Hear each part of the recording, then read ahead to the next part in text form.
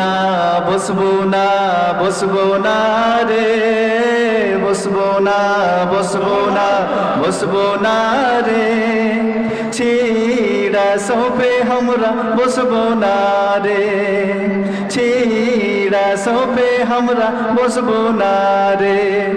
মানে আরশের বাড়ি গেছে আর কি, তো অসব পছন্দ হয়নি আর কি, মানে ছিঁড়া সোফে বসবে না, মানে রেগে গেছে আর কি।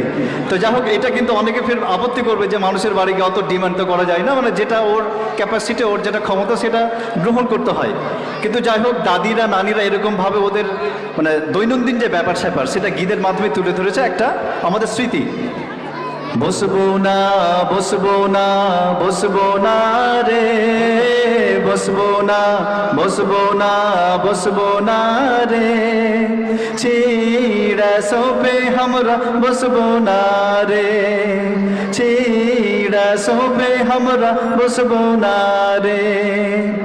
আরশের দাদি মাগি জানে না রে, আরশের দাদি মাগি জানে না রে, লয়া সোফকে না কিনে নি রে, বসবো না বসবো না বসবো না রে, বসবো না বসবো না বসবো না রে, ছিড়া সোফে আমরা বসবো না রে, ছিড়া সোফে আমরা বসবো না রে। আরশের নানি মাগি জানে না রে, আরশের নানি মাগি জানে না রে, লয়া সোফকে না কিনে নি রে।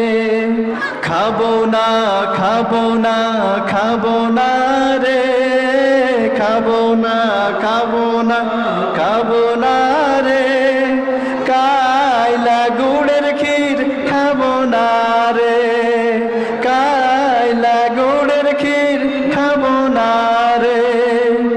আরশের ভানি মাগি জানে না রে, আরশের ভানি মাগি জানে না রে, চিনির ক্ষীর কেন আন্ধেনি রে, খাবো না খাবো না খাবো না